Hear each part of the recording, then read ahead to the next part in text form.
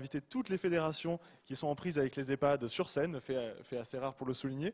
Mais avant, j'invite à me rejoindre Jean-Marc Borello, président fondateur de SOS, à venir sur scène. On peut l'accueillir, on peut l'applaudir.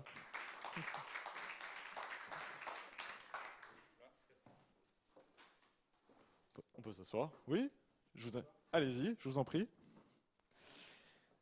Donc je le disais, on va venir, toutes les fédérations vont venir nous présenter un projet très concret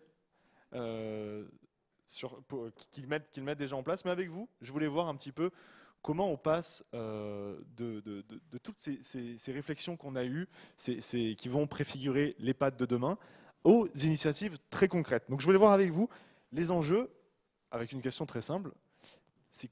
Quels sont les enjeux de cette transformation qui nous attend sur l'EHPAD de demain? Allez-y, prenez le filaire. Merci. Bonjour à celles et ceux que je n'ai pas salués.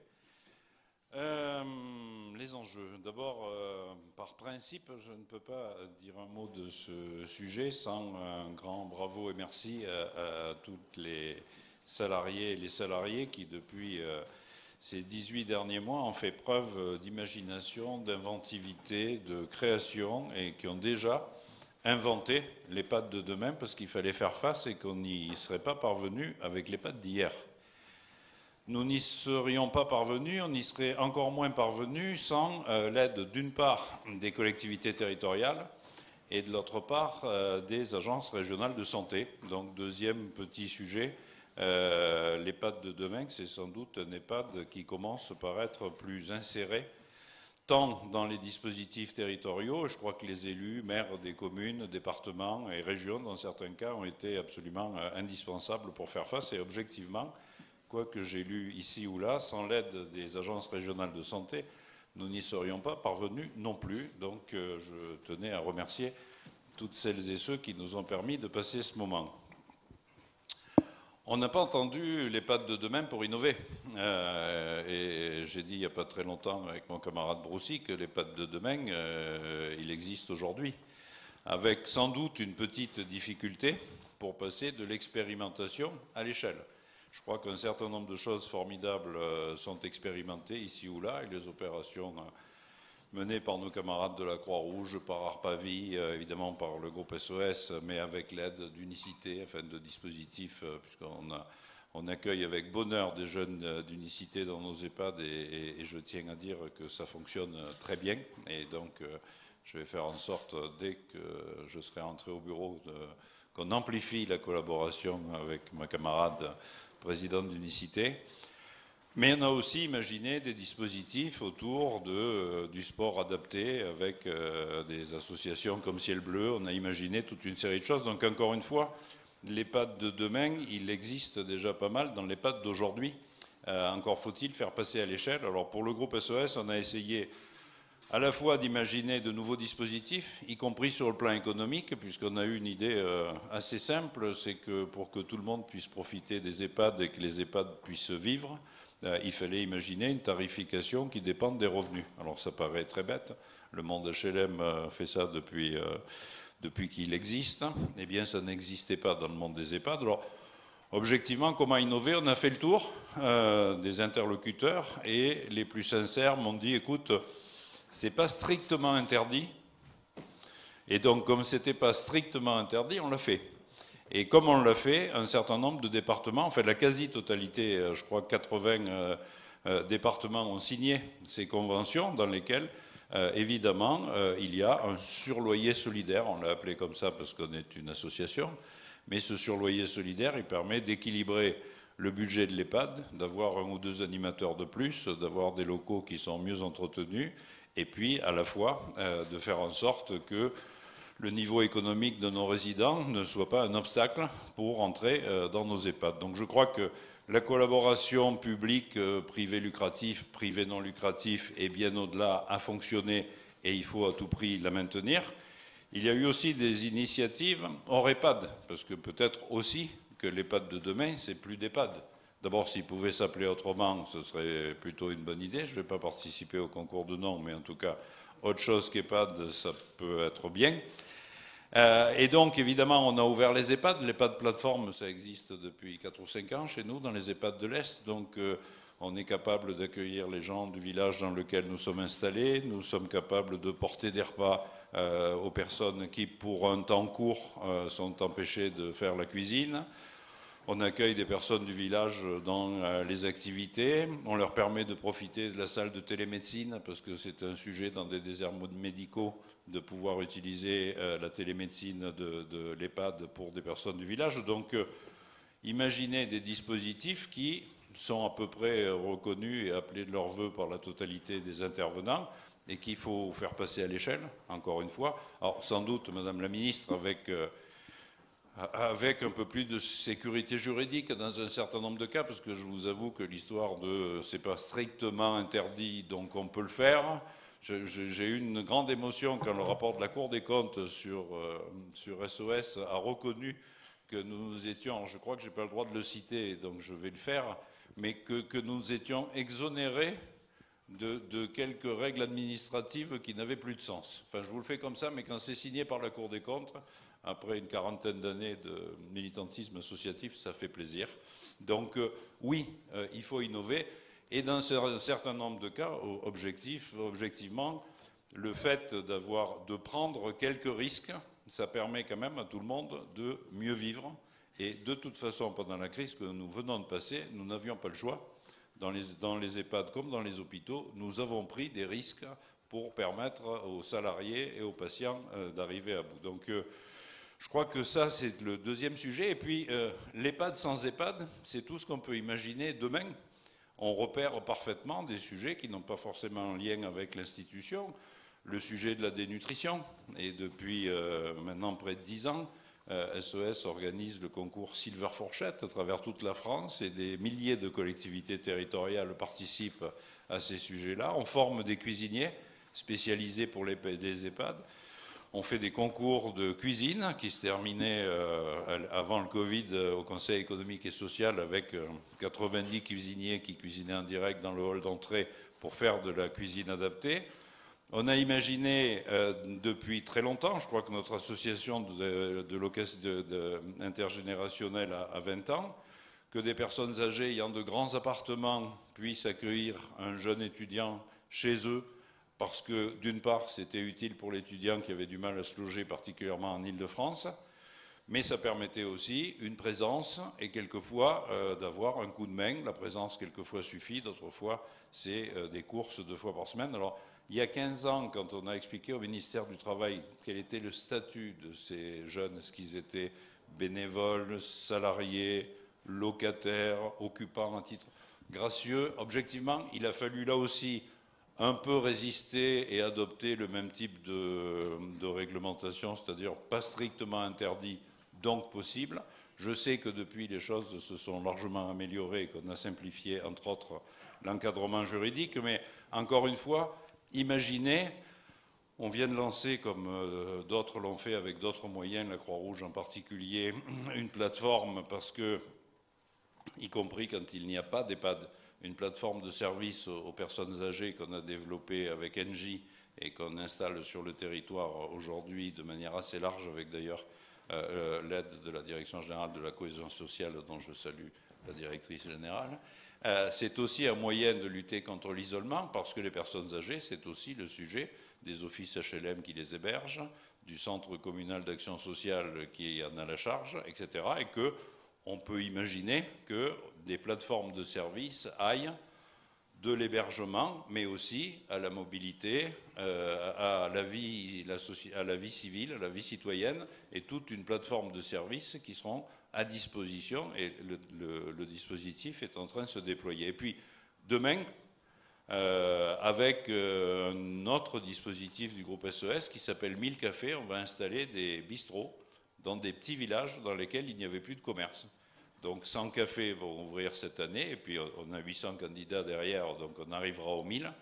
Et on se dit que dans ces bistrots, il doit y avoir une attention particulière pour les 4, 10, 20 personnes âgées qui habitent le village, qui en général ont des difficultés à se déplacer, qui en général ont des difficultés de temps en temps à s'approvisionner, qui pourraient venir déjeuner dans le bistrot, parce qu'on ne va pas forcer, c'est sans doute plus sympathique qu'un repas amené à domicile depuis la ville voisine.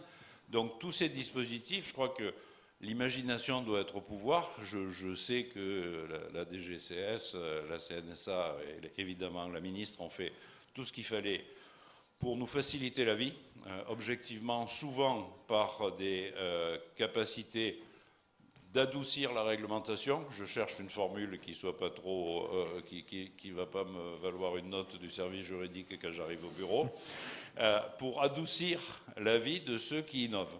Donc encore une fois, les opérateurs, quels qu'ils soient, encore une fois, publics, privés, lucratifs ou pas, ont la capacité d'imaginer, ils l'ont fait.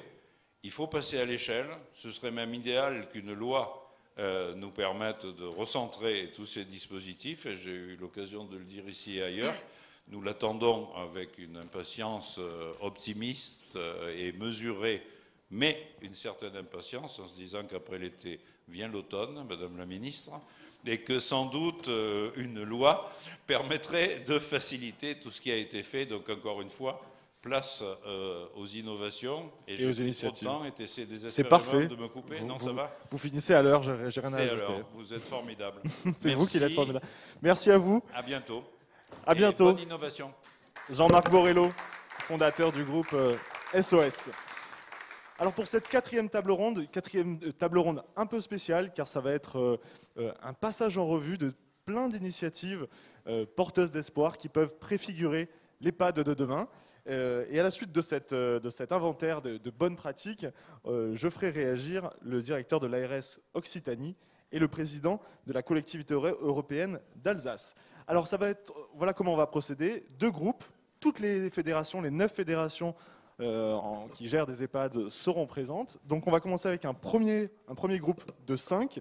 J'accueille Éric Frégona, directeur général adjoint de l'ADEPA, Joanne Girard, déléguée nationale de la filière personnes âgées et domicile de la Croix-Rouge française, Annabelle Weck, directrice de la FNADEPA, Antoine Perrin, directeur général de la FEAP, et enfin Didier Sapy, qui est à distance, directeur de la FNACPA.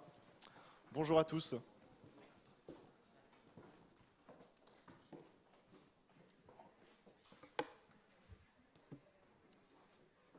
Je vous invite à prendre des micros. Alors, vous connaissez les règles du jeu, 3-4 minutes maximum par initiative, et on sera ravis de vous écouter. Alors, on va commencer avec Joanne Girard. Vous êtes déléguée nationale de la filière personnes âgées à domicile de la Croix-Rouge française, et vous voulez présenter un EHPAD ressources coordonné avec le domicile. Tout à fait, merci. Bonjour à tous, Madame la Ministre, bonjour. Bonjour à tous ceux qui sont à distance. Je vais essayer d'être très rapide. Évidemment, le dispositif qui est porté à ce jour à travers l'article 51 du PLFSS 2018, qui permet justement de sortir du droit commun et permettre aux opérateurs de se lancer dans de l'innovation. La Croix-Rouge avait anticipé avant l'usage de ce dispositif depuis 2017 au sein de son EHPAD de Sartrouville, et à continuer grâce à ce cahier des charges commun qu'on a fait avec le HSTV et nos amis de la Mutualité française, pouvoir porter un dispositif qui permet de renforcer la coordination entre le tout domicile et tout établissement. Il me semble important, on voit que tous les discours sont entre le soutien à domicile renforcé et le tout domicile et l'institution parfois rejetée. Je pense qu'il n'y a aucune solution parfaite, ça va être l'hybridation effectivement de ce modèle qui permettra de lutter contre les fractures dans le parcours gérontologique des personnes accompagnées et de surtout renforcer le libre choix des personnes en fonction de leurs besoins évidemment, mais aussi leurs attentes. Donc ce dispositif est en cours de déploiement pour la Croix-Rouge française appelé Vivre à la maison. Le dispositif expérimental s'appelle le DRAD, dispositif renforcé d'accompagnement à domicile. Pour la Croix-Rouge, nous le déployons sur 7 territoires suite à l'expérimentation. Et je me permets, si vous le voulez bien, une mini digression. Allez-y, vous avez encore au moins 2 minutes. Puisque j'ai entendu dire que donc, le DGARS d'Occitanie serait après intervenant, c'est cela? C'est Monsieur Ricordo. Vous touchez 2 mots du dispositif aussi tiers-lieu qu'on a déployé, expérimenté sur Nîmes. Madame la ministre a fait l'honneur de la visite à ce sujet. J'en parle 2 mots tout simplement parce que ça a fait office tout à l'heure d'un certain nombre d'échanges et de discours qui ont été portés par les différents intervenants. Donc je reconnais tout le travail qui a été porté par la directrice Anne-Manuelle Ferrari et les acteurs territoriaux. C'est effectivement de pouvoir ouvrir de manière participative après de la consultation citoyenne, donc faire finalement émerger toutes les idées et surtout répondre aux besoins du territoire. C'est ce que tente de faire effectivement cette structure. Donc c'est possible. Évidemment, il y a des contraintes, mais je pense qu'il ne faut pas se résigner face à ces contraintes-là. Donc oui, des lois peuvent nous y aider, mais en tout cas, dans l'état actuel des choses, on peut malgré tout innover avec de l'énergie, avec de l'intelligence collective. Et je salue l'implication de l'ensemble de ces collaborateurs et bénévoles qui s'impliquent dans le sujet. Merci beaucoup. Je passe à la deuxième initiative concrète. Avec vous, Annabelle Weck, vous êtes directrice de la FNADEPA et vous allez nous présenter la Villa Pia, une association située au centre-ville de Bordeaux, au cœur d'un parc arboré. Expliquez-nous. Bonjour à tous. C'était effectivement difficile de choisir une expérimentation. Donc, j'ai choisi de vous présenter Villa Pia. C'est un établissement qui est au cœur de Bordeaux, qui est géré par la Fondation COS et qui a la chance d'être effectivement en centre-ville et qui bénéficie d'un grand parc arboré. C'est un établissement qui propose un accompagnement très complet, de l'accueil en établissement, de l'accompagnement à domicile, mais aussi de l'accompagnement jusqu'en fin de vie.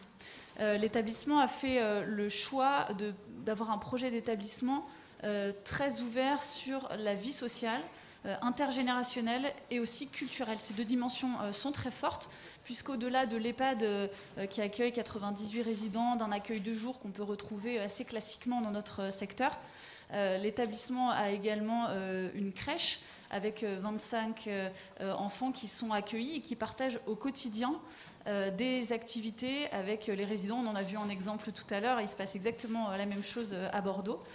C'est également au travers des jardins partagés que la vie s'enrichit au quotidien, puisque les résidents, les professionnels y vont, mais aussi les écoles du quartier, le voisinage qui peut faire son potager, glaner des conseils ici ou là avec les résidents par exemple. C'est aussi un établissement qui permet un accompagnement donc, à domicile avec un EHPAD hors les murs, avec également un dispositif d'accueil 24 heures sur 24 en urgence pendant un maximum de 8 jours. Des personnes âgées peuvent être accueillies, par exemple, si on a besoin d'une réhydratation en urgence ou pour pallier à l'absence d'un aidant qui serait hospitalisé. Tout ça dans un objectif d'éviter l'hospitalisation et de permettre un accompagnement personnalisé du résident. Et puis à Villa Pia, c'est surtout la culture qui est au quotidien, puisque je crois que vous voyez un certain nombre de photos qui sont diffusées. Il y a des associations qui sont hébergées gratuitement dans la structure. C'est le principe du troc social que m'a décrit la directrice Élodie Lafont. Comme elle nous dit, on n'a pas forcément d'argent, mais on a des idées. Et l'objectif, c'était de pouvoir proposer des salles gratuitement pour héberger des associations, du gospel, du théâtre, par exemple, ou du yoga, entre autres. Et les résidents peuvent, pendant ce temps-là, bénéficier aussi d'animation, passer une tête. Et les associations donnent un coup de main pour la vie locale.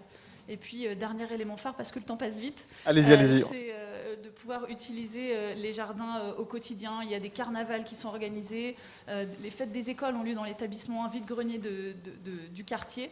Tout ça fait que la population vient dans l'établissement pour le quotidien, pour venir chercher ses enfants, pour passer un moment en famille un dimanche.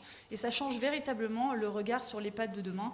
Voilà, je ne rentrerai pas dans les autres détails, il faut aussi plateforme de répit, ils font plein de choses, mais changer le regard sur l'EHPAD, c'est aussi faire entrer la population dans nos structures, c'est être ouvert culturellement, socialement, humainement sur l'extérieur, et c'est ça qu'on souhaite pour demain. Merci beaucoup Annabelle Weck, directrice de la FNADEPA. On enchaîne avec Éric Frégona, vous êtes directeur général adjoint de l'ADEPA. Alors vous vouliez parler, on parle beaucoup de l'EHPAD hors les murs, vous vouliez parler du domicile dans les murs, expliquez-nous. Absolument. Donc les établissements de demain sont pour nous des domiciles regroupés, rebaptisés, évidemment avec le terme d'EHPAD ne convient pas avec le D de dépendant. Un simple exemple, M. Vander, qui est résident et président de l'association Citoyennage, il était dépendant de moi parce que je suis parti le chercher en voiture. On a été dépendant du temps et parce qu'on a pris la pluie en arrivant. Et puis aujourd'hui, on était tous dépendants de M. Vander puisqu'il a été la voix des personnes âgées lors de ce colloque. Donc le terme de dépendant, il ne faut pas le réserver à une catégorie de la population, mais évidemment rebaptiser ces établissements qui doivent être des domiciles regroupés à notre sens. Et après, ce seront pour nous, aux personnes âgées, de décider du nom et non à nous en tant que professionnels. évidemment ouvert sur la population, cet établissement, avec une expertise gériatrique qui est indéniable dans le secteur et donc que l'on doit voir. Donc ça, c'est l'établissement hors les murs. Donc moi, je voulais vous parler plutôt du domicile dans les murs. Comment on arrive aujourd'hui, certains établissements, même avec des difficultés réglementaires, souvent ils outrepassent les difficultés réglementaires, ils travaillent avec les ARS et des fois ils contournent les obligations des agences régionales de santé pour arriver à de véritables chez-soi et à un déploiement de la vie démocratique. Pour nous, en fait, il y a 4 conditions à cela. La première, c'est développer des programmes comme celui de citoyennage pour avoir effectivement plus de démocratie dans les structures, entendre la voix des personnes âgées, parce que c'est finalement eux, ce sont elles qui nous donnent l'angle à suivre. Ensuite, c'est à notre sens ouvrir un droit d'option. C'est-à-dire qu'aujourd'hui, il y a des autorisations d'établissement. Il faut vraiment que les établissements qui le souhaitent aient la possibilité de sortir du Code de l'action sociale et des familles pour ce qui relève de l'établissement, de la structure, pour qu'on ne soit plus dans une institution, mais qu'on soit plutôt avec des autorisations de services multiples. Et donc il faut travailler sur ce sujet dans le cadre de la loi que l'on attend évidemment. Aussi, il faut, et la crise l'a bien montré, ça c'est la troisième condition, c'est la santé des personnes. On voit bien que c'est la santé physique, mais également la santé psychique, et la crise nous l'a montré. Donc vraiment s'attarder à renforcer le nombre de professionnels, mais au-delà du soin, les professionnels, des psychologues, des professionnels du socioculturel. Et puis dernier point, c'est la posture. Adopter en tant que dirigeant une nouvelle posture pour être davantage au service des personnes, ne pas régir leur vie. Donc être, je dirais pour conclure, être comme dans une relation nouvelle, comme des élus avec des administrés. Merci beaucoup, Éric Frégonat, directeur général adjoint de l'ADEPA. On enchaîne avec Antoine Perrin. Vous êtes directeur général de la FEAP et vous voulez nous présenter une passerelle territoriale ressources en gérontologie. Allez-y, c'est à vous. Oui, alors l'histoire se passe dans le territoire de Landivisiau, en Bretagne, dans le Finistère, et plus précisément dans le Léon. C'est la Fondation Ildis, qui a un centre, le centre Saint-Vincent-Lanouchen, qui est en fait un village santé-autonomie. Et dans ce village, il y a certes un EHPAD, mais il y a aussi un SAD, un SIAD, même un SPASAD. Il y a un dispositif d'appui à la coordination, il y a un soin de suite. Il y a également un hôpital aigu, l'hôpital de Landivisiau. Il y a toute une structure d'accompagnement à domicile. Et à partir de cet EHPAD, la Fondation a créé une porte d'entrée unique pour toutes les personnes âgées du territoire, quel que soit leur mode de vie, quel que soit leur lieu de vie, l'objectif étant le projet et non pas les moyens. Alors bien évidemment, les moyens viennent ensuite, mais on commence par le projet de la personne. Et en fonction du projet de la personne, on y adapte les moyens. La Fondation Ildis n'est pas elle-même porteuse de toutes les autorisations, mais en partenariat avec tous les acteurs du territoire, elle assure toute la coordination à partir de cette porte d'entrée unique pour les personnes âgées. Et j'en viens à Madame la Ministre à plaider notre réforme des CEPOM que nous souhaiterions voir arriver à la FEAP, et si possible dans un projet de loi prochainement, qui seraient des contrats pluriannuels d'objectifs et de projets, et non plus de moyens. L'EHPAD, c'est très bien qu'on parle de dessiner un EHPAD, mais nous, on préférerait, alors même si on est tous d'accord sur la manière sur les mots qui sont dits, on préférerait dessiner un projet de vie pour les personnes âgées polypathologiques dépendantes, et que ce soit dit dans ces termes, et que je suis opérateur, je suis sur un territoire, avec l'autorité de tarification et de contrôle, en lien avec des partenaires, je contractualise pour assurer l'accompagnement de X personnes âgées polypathologiques dépendantes sur le territoire. Les moyens, on en parle après, mais les moyens ne sont pas premiers dans le projet. Charge à moi, avec ces personnes, en accord et en fonction des besoins de cette personne, d'assurer au bon moment les bons moyens nécessaires à cette personne, demandés par cette personne et ses aidants, de façon à ce qu'elle puisse vivre aujourd'hui chez elle, demain avec l'appui d'un SIAD, après-demain avec un hébergement temporaire, peut-être à l'EHPAD ou peut-être revenir chez elle, mais qu'en tout cas, je sois redevable vis-à-vis de l'autorité d'indicateurs qui sont la satisfaction des personnes, et non pas le nombre de lits, le nombre de places, l'équilibre budgétaire, c'est mon affaire. En tout cas, ce soit une réforme des CEPAD, une réforme de l'autorisation à 180 degrés, une espèce de révolution copernicienne. On part des personnes, de leurs besoins, de leurs projets et non plus des moyens. Merci beaucoup, Antoine Perrin. Vous êtes directeur général de la FEAP. Et ensuite, notre dernière initiative de ce panel, Didier Sapie, vous êtes directeur de la FNACPA et vous allez nous présenter l'EHPAD de la Roseraie à Gesté dans le Maine-et-Loire. Oui, merci, bonjour. Désolé de ne pas être avec vous, j'aurais bien aimé, mais j'étais retenu à Lyon. L'exercice que vous nous demandez, il est compliqué parce que vous nous demandez de nous fâcher avec tous nos adhérents sauf un, ce qui est parfois un petit peu compliqué. Et donc, j'aurais pu en choisir plein d'autres également. Et j'ai choisi la Roseraie à Gesté dans le Maine-et-Loire parce que je pense que c'est un projet qui coche beaucoup de cases, un peu comme la Villa Pia, qui a été présenté par Annabelle. C'est difficile de parler de tout tellement ces projets cochent des cases. Alors, ça a été évoqué tout au long de cet après-midi, mais les cases en question sont celles de l'approche inclusive et citoyenne, c'est-à-dire qui place d'abord le choix de chaque personne et la personnalisation du projet au cœur du projet d'établissement. C'est évidemment l'approche domiciliaire en établissement qui allie à la fois sécurité et liberté, ce cruel dilemme auquel tous nos établissements sont confrontés, confort, convivialité, ergonomie, tous ces aspects-là évidemment sont travaillés dans le détail, trouvent également une traduction architecturale, puisque c'est nécessaire aujourd'hui de faire évoluer également les établissements sur ce plan-là, qui passe d'abord par la réappropriation des espaces par les résidents, par les habitants.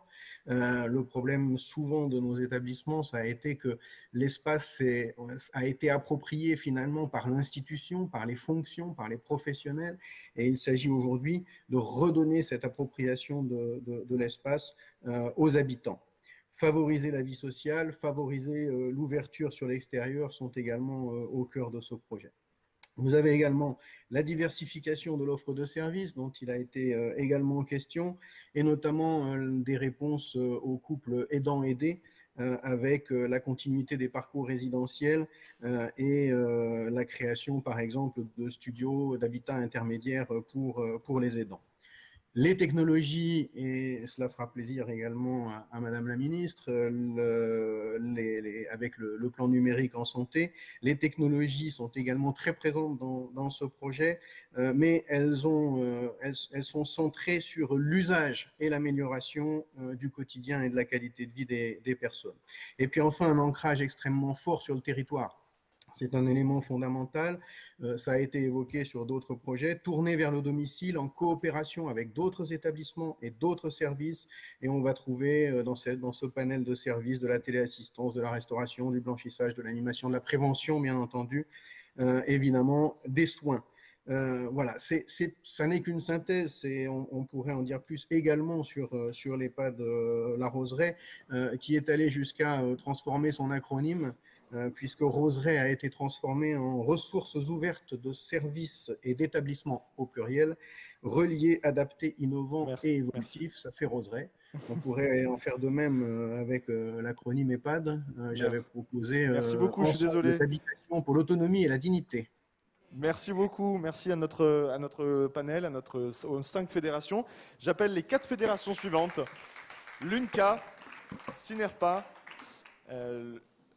Marc Poupin, et il y aura une vidéo avec Emmanuel Gare, vice-président du conseil scientifique du CNIS.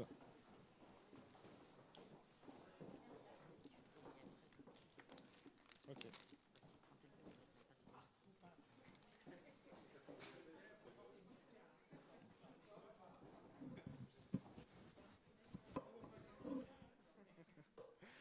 Alors nous avons avec nous Florence Arnaise-Momé, vous êtes déléguée générale de la Synerpa.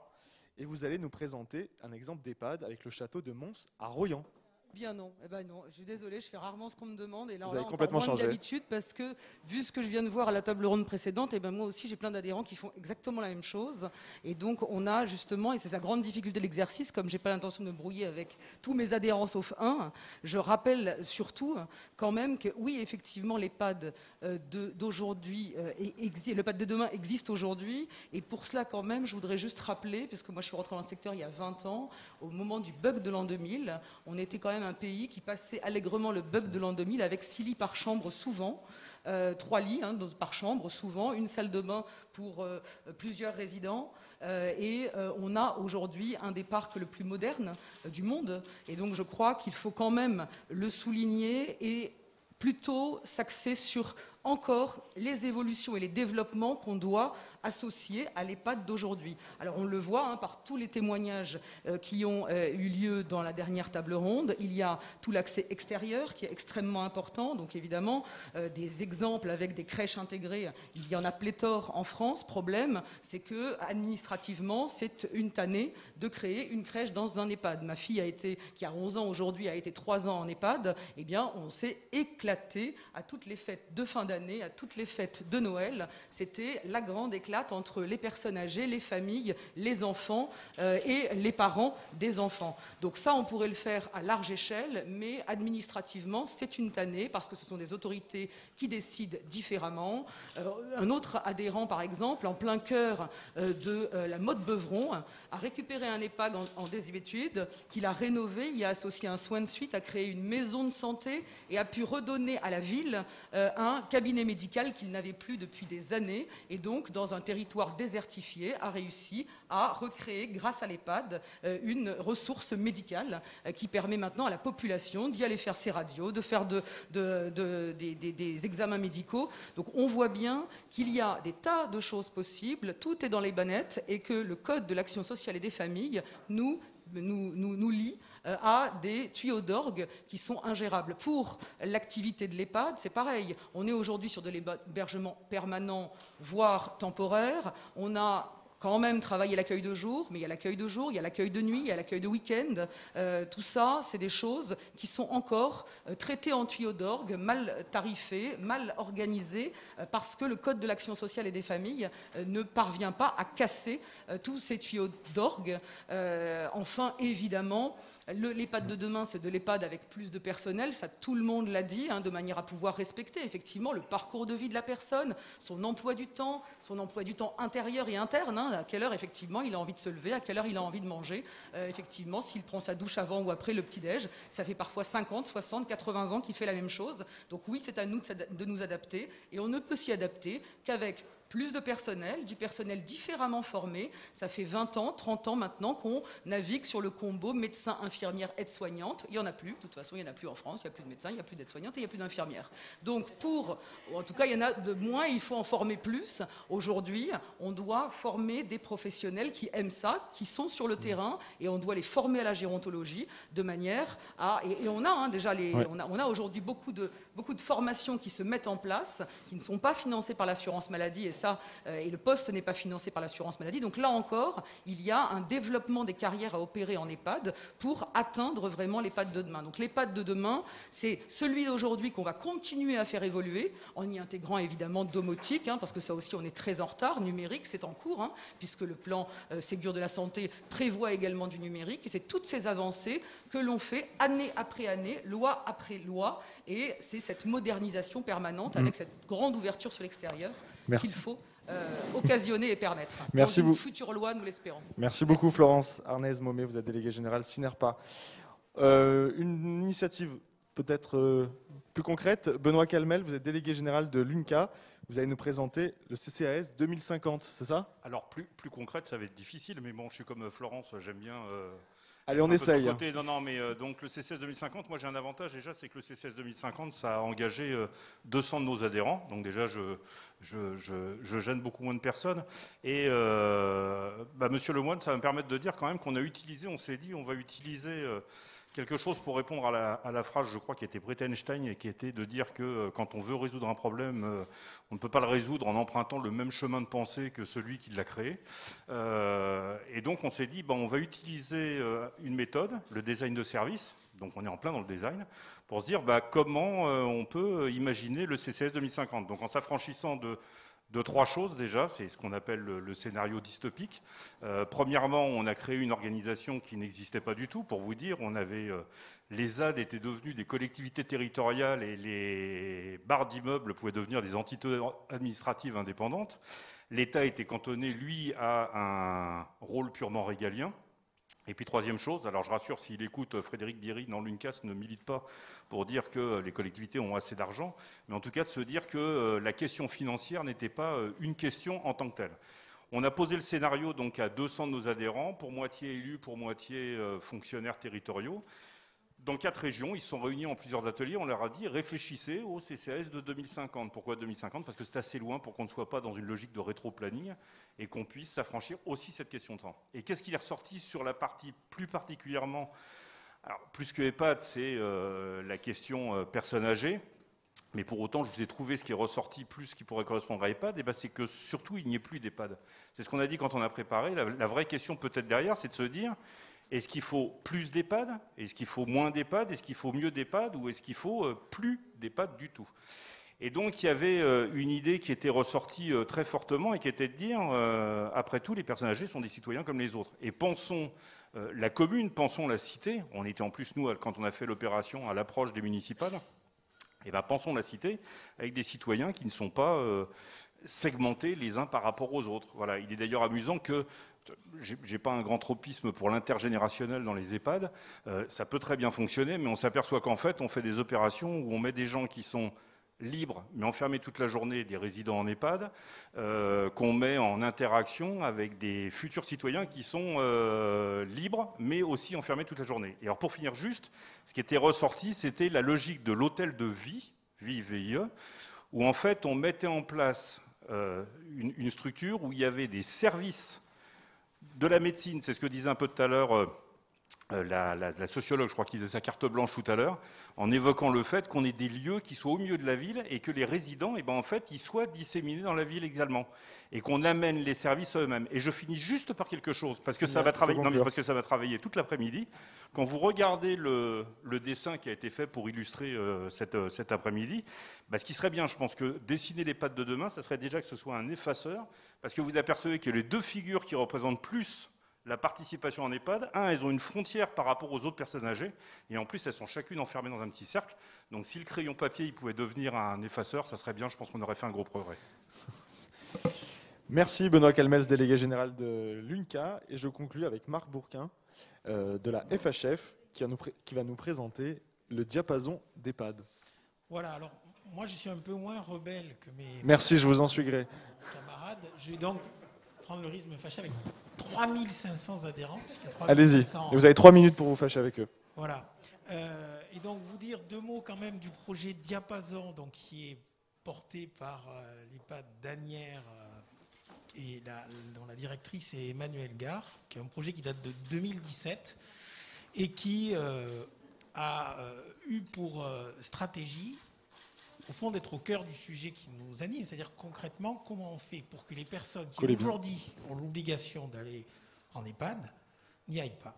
Et donc, il y a un service qui a été développé, donc Diapason, qui cible justement la possibilité donc, de personnes qui allaient rentrer en EHPAD de ne pas y aller, en leur proposant une prestation socle, je ne vais pas la détailler parce qu'on n'a pas le temps, et puis toute une panoplie de prestations complémentaires, notamment de lien social, à l'intérieur de l'EHPAD ou à l'extérieur, dans des activités d'animation, d'aide au transport, etc., qui, de manière coordonnée, vont permettre à ces personnes de rester à domicile. C'est la rencontre de 3 choses, cet objectif, enfin cette dynamique qui aujourd'hui accueille plus de 30 personnes. Hein. C'est pas négligeable pour un EHPAD qui fait un peu plus de 100 lits. D'abord, l'initiative d'un établissement, d'une directrice d'établissement, et puis la volonté conjointe du conseil départemental des Hauts-de-Seine, en l'occurrence à l'époque de son président, hein, qui n'est plus de ce monde aujourd'hui, et puis de l'ARS, la volonté, mais aussi la volonté d'effacer un certain nombre d'obligations réglementaires et législatives, ce qui a été possible avec les règles d'expérimentation, et puis des financements complémentaires. Il faut quand même le dire, ça fonctionne aussi parce qu'on a renforcé, créé de l'aide sociale dérogatoire et renforcé les moyens concrètement du service infirmier à domicile. Donc, pour avancer concrètement là-dessus, certes, il faut des volontés, ça de toute manière, il faut des financements, ça a été dit par tout le monde, mais concrètement, s'il n'y a pas une radicale transformation et simplification des mécanismes, mais ça a été dit par d'autres, on gardera de belles expérimentations. La mise à l'échelle suppose de mobiliser des moyens humains et financiers, mais elle suppose aussi de simplifier radicalement les procédures administratives et les procédures d'autorisation. Merci beaucoup. On va conclure cette table ronde, mais avant, il va y avoir une vidéo. Vous l'avez évoqué. C'est Emmanuel Gare, vice-président du conseil scientifique du CNIS, qui nous explique comment le conseil scientifique va pouvoir accompagner toutes ces initiatives qui nous ont été présentées. Bonjour à tous, je m'appelle Emmanuel Gare. Je suis désolée de pouvoir être parmi vous aujourd'hui. Je dirige des établissements et services médico-sociaux sur le territoire des Hauts-de-Seine en Île-de-France, mais j'interviens en tant que vice-présidente du conseil scientifique, instance rattachée au Conseil national des investissements en santé, issu du Ségur de la santé. J'y représente, vous l'aurez compris, le secteur médico-social. Dans le cadre du Ségur de la santé, des crédits inédits ont été mobilisés. La méthode se construit avec les acteurs de terrain, représentés au sein du conseil scientifique, mais également du laboratoire des solutions de demain qui vient d'être mis en place sous l'égide de la CNSA et dans lequel je vais également m'investir. Comme nous venons de le voir, les idées sont devenues des projets qui doivent être accompagnés financièrement, mais également en termes de méthodologie. Que ces projets soient portés par des établissements sanitaires, je vous rappelle que 44% de l'offre d'EHPAD public est rattachée à un centre hospitalier, ou bien par des établissements médico-sociaux autonomes que sont les EHPAD, quel que soit leur statut. Ces projets devront être envisagés à l'échelle d'un territoire pour servir sa population. Il s'agit donc de penser, valoriser, renforcer les partenariats. Certes, entre le médico-social et le sanitaire, bien sûr, mais aussi avec les professionnels libéraux, les acteurs de la ville, les habitants, le quartier. Le conseil scientifique et le laboratoire des solutions de demain doivent travailler en complémentarité et en cohérence pour répondre à cet objectif. C'est à la fois une de mes responsabilités, mais également mon ambition. Je vous souhaite une très bonne après-midi à tous. Voilà, c'est la fin de ce passage en revue de ces initiatives porteuses d'espoir qui existent sur le territoire déjà et qui pourraient préfigurer de l'EHPAD de demain. On va passer maintenant, après les opérateurs, du côté des régulateurs. Alors on devait avoir Frédéric Bierry, président de la collectivité européenne d'Alsace, mais il a eu une urgence, il a dû s'absenter. Donc on va conclure cette table ronde seulement avec Pierre Ricordo. Vous êtes directeur général de l'ARS Occitanie, vous êtes à distance. Bonjour. Alors je ne suis pas sûr qu'on vous ait entendu. Vous ne m'avez pas entendu, j'ai dit bonjour. Eh bien maintenant on vous entend. Très bien. J'ai une première question pour vous. En tant que régulateur, qu'est-ce que l'EHPAD de demain représente ?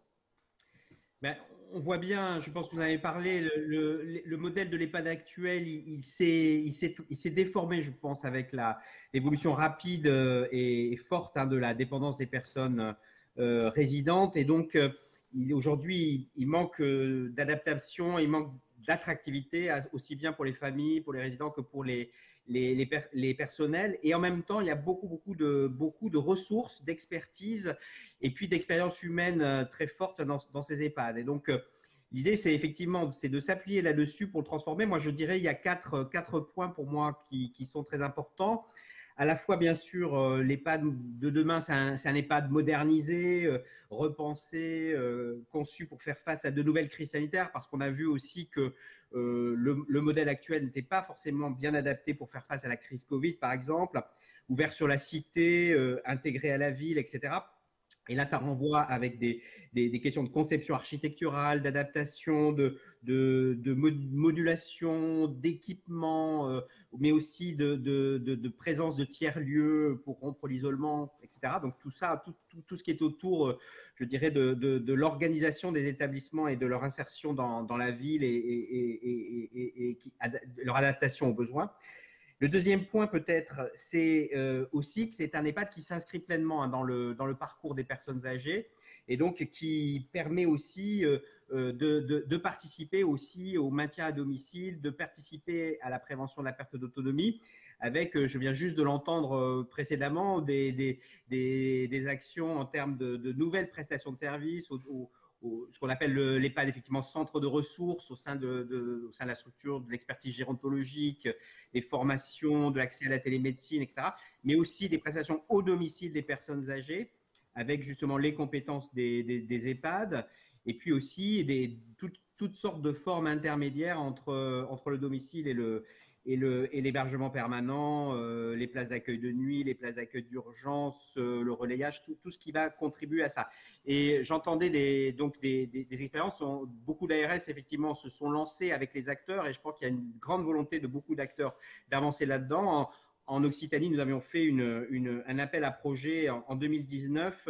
Juste avant la pandémie, nous avions reçu plus de 120 projets tout à fait intéressants qu'on a pu faire avancer pour un certain nombre d'entre eux sous une forme expérimentale. Alors, monsieur Pierre Cordeau, vous disiez, justement, en tant que représentant des ARS, vous devez embarquer le terrain, et vous avez vu un certain nombre d'initiatives qui sont déjà mises en place. Comment vous comptez embarquer tous ces acteurs du terrain avec vous? Parce que je rappelle, l'ARS, les ARS pilotent ce plan pour les EHPAD.